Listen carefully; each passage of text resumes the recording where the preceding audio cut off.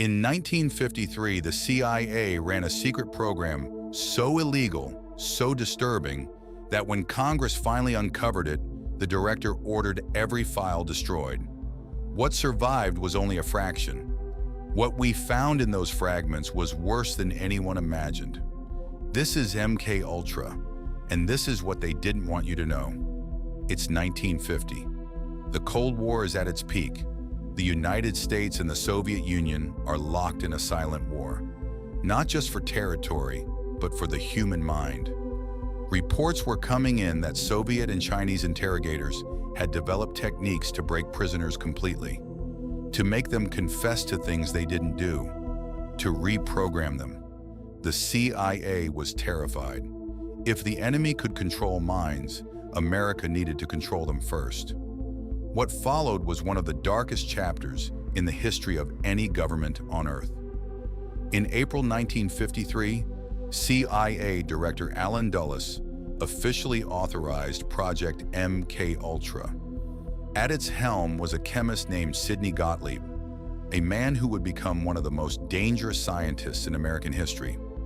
The program had one goal: find a way to control the human mind. What it became was something far more sinister. Over the next 2 decades, MKUltra ran over 150 separate sub-projects across 80 institutions, universities, hospitals, prisons, and mental health facilities. Most of the people inside had no idea what was being done to them. The experiments were medieval in everything but their setting. Subjects, many of them psychiatric patients, prisoners, and ordinary civilians, were dosed with LSD without their knowledge or consent. Not once, repeatedly, for weeks.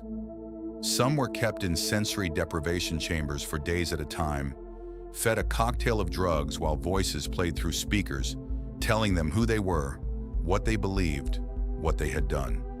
Others were subjected to electroconvulsive therapy at voltages far beyond any medical standard, not to treat them, but to erase them, to wipe the mind clean and rebuild it from scratch. One project, run out of a Montreal hospital by a CIA-funded psychiatrist named Ewan Cameron, subjected patients to what he called psychic driving. The same recorded message played up to 500,000 times directly into a patient's ears. These were not enemy combatants. They were civilians. Some were never the same again. But of all the stories buried inside MKUltra, one stands above the rest. In November 1953, a U.S. Army scientist named Frank Olson attended a CIA retreat in rural Maryland. During the trip, he was given a drink. What he didn't know was that it had been spiked with LSD on the orders of Sidney Gottlieb as part of an experiment on unwitting subjects. Olson had a breakdown. He became paranoid, withdrawn, convinced he was being watched. 9 days later, he was dead. His body found on the pavement outside a New York hotel room on the 13th floor. The CIA called it suicide. His family never believed it. In 1994, his body was exhumed. The forensic evidence suggested he had been knocked unconscious before going through the window. No one was ever charged. The case remains officially unsolved. By the early 1970s, cracks were beginning to show.